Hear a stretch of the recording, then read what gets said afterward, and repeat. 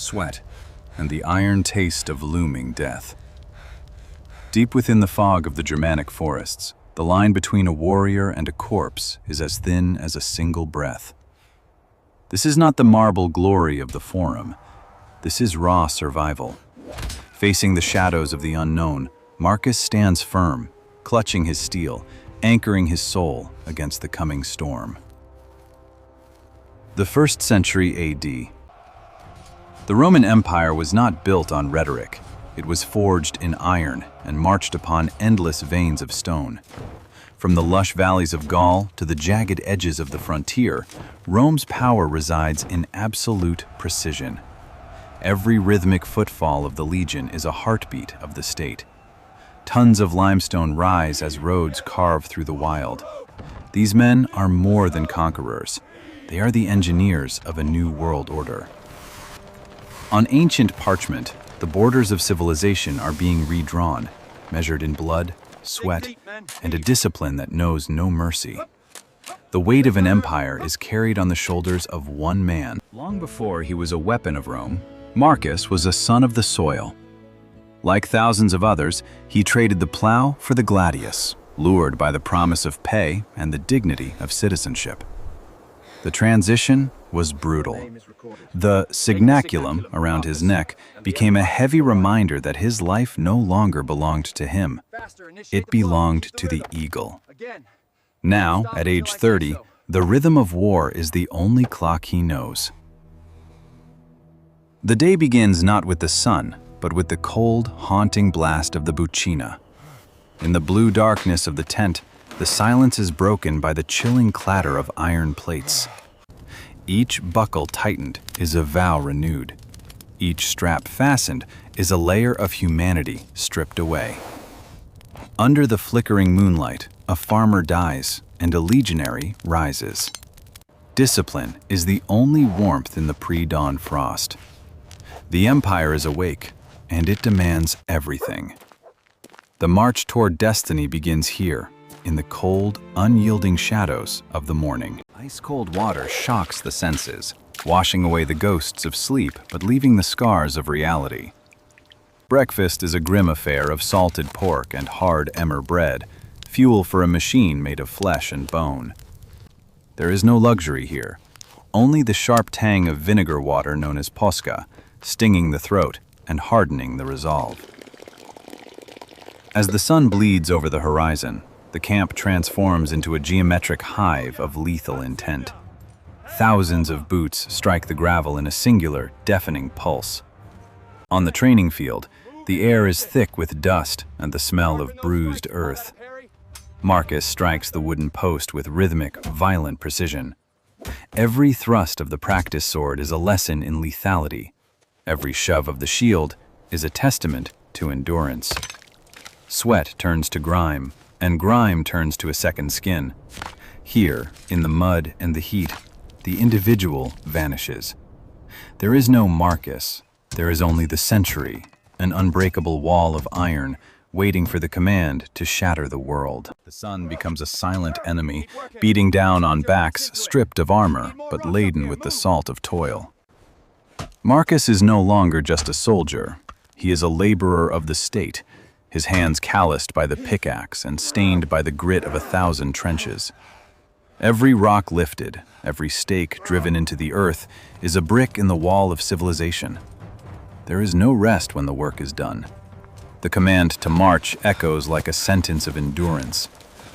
They call them Marius's mules, men transformed into beasts of burden, carrying their lives upon their shoulders.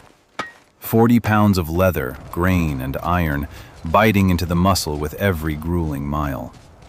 Through mountain passes and sun-scorched plains, the column snakes forward, a relentless river of red and silver. Marcus fixes his gaze on the neck of the man ahead, his mind a void, his body a machine. The road is long, the dust is thick, and the glory of Rome is measured in agonizing persistence. As twilight bleeds into a bruised purple sky, a suffocating silence falls over the frontier. On the ramparts, the flicker of the brazier light dances across Marcus's scarred face, his eyes searching the impenetrable forest. The wind carries a low, rhythmic drumming, a primitive heartbeat of a world that wants them dead. The Galea helmet slides on, locking Marcus into a world of muffled breathing and narrowed vision. In the gray mist of dawn, the Legion stands, a silver-scaled serpent waiting for the strike. The sound of 1,000 shields grounded in the mud echoes like a thunderclap. Every man knows the price of a broken line. Then, the air is torn apart by the scream of the Buccina. Pila! The command shatters the silence. A forest of iron-tipped javelins takes flight, blotting out the sun before plunging into wood and bone. The storm has arrived. Impact. The world becomes a jarring collision of wood on wood. The Germanic horde crashes against the Scutum wall like a tide against a cliff. Pulsus! Marcus leans his entire weight into the shield, his boots clawing for purchase in the slick mud. Through the gaps of the iron wall, the gladius darts out, quick, silent, and lethal. It is a choreography of carnage. The Roman machine does not move with rage, it moves with geometry. As the smoke begins to clear, the deafening roar of battle fades into an eerie, ringing stillness. Marcus stands amidst a landscape of broken shields and fallen men, his breath misting in the cold air. The glory of victory is a heavy burden, tasted in the salt of blood and the grit of the earth. He wipes his blade, not with triumph, but with the mechanical exhaustion of a man who has survived the impossible. The field of poppies is now a field of ghosts. Inside the dark leather tent, the warrior begins to dissolve, leaving only a tired man behind. Armor is stripped away. The iron is quiet now, hanging like the skin of a dormant beast. A piece of cheese, a handful of figs, these are the small mercies of a life lived on the edge. The firelight flickers across the stone-cold eyes of men who have seen too much. Ow.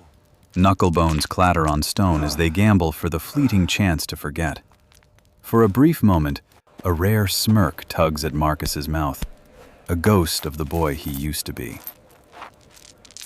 In the corner, by the light of a dying lamp, he unfolds a scrap of papyrus, its edges frayed by war.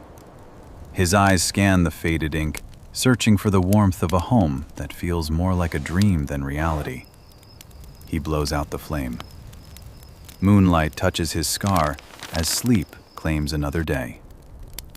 In dreams, the swords are silent, and the wheat fields of Italy ripple in the summer breeze. A single drop of condensation falls, a tiny, cold awakening in the blue hours of the night. The frost covers the shields once more. The cycle of the Legion is eternal and unyielding. Marcus stands at the rampart, watching the sun rise on a world he has helped to reshape. His hands leave a mark on a stone block, a silent witness to his existence. Time begins to warp. Wooden bridges turn to stone. Dirt paths turn to paved highways. The column marches through centuries. The flesh fades, but the iron and stone remain. The dust of the soldier becomes the foundation of the modern world. Marcus's eyes zoom in until the iris becomes a map of an empire that will never truly die.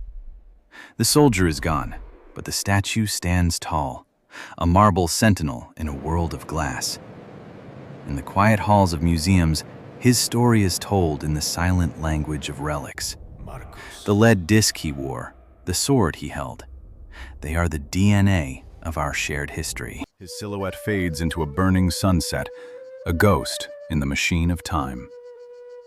The road he built still carries the weight of millions who will never know his name.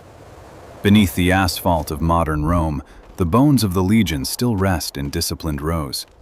The shadow of the eagle stretches across continents, a legacy written in blood and law.